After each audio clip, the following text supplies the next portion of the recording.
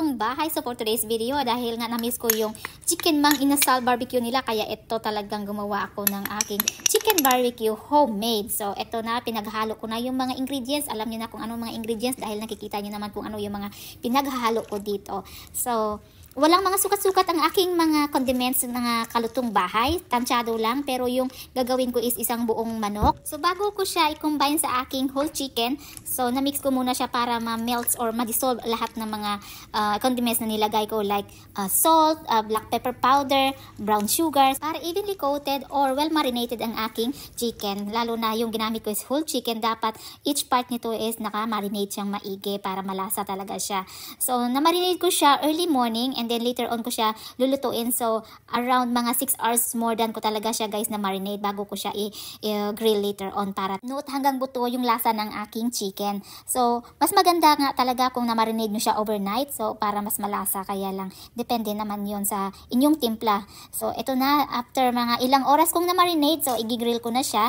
Yung aking charcoal actually ay medyo katamtaman lang kasi nga makapal yung chicken, dapat slowly cook lang siya para ma-sure ko na luto yung aking chicken, yung pinakaloob niya, kasi nga makapal yung meat niya. So actually tinanggal ko lahat ng mga condiments kanina, nilagay ko bago ko siya i-grill. And then nga pala gumawa na rin ako ng rubbing oil, yung ipapahid ko dito sa aking chicken. So yung oil na yun is gawa siya sa mga fats, yung tinanggal ko yung mga fats ng chicken, yung balat na medyo excess skin niya. So ayan, tinanggal ko yan, niluto ko siya para magkaroon siya ng oil, and then nilagyan ko siya ng atswete para magkulay. So ayan na guys, ito nirarab ko, ito na yun yung chicken oil. Very appetizing yung color niya. Ayan, nakakadagdag siya ng parang gana ba, yung nakakagana tingnan, yung nakakatakam, parang ganoon, parang hindi ko masabi, para basta yung kulay ba niya, parang matatakam ka na lang, lalo na pagka maamoy mo yung usok niya. Ay nako, ang sarap-sarap talaga, parang feeling mo na samang inasal ka, o diba?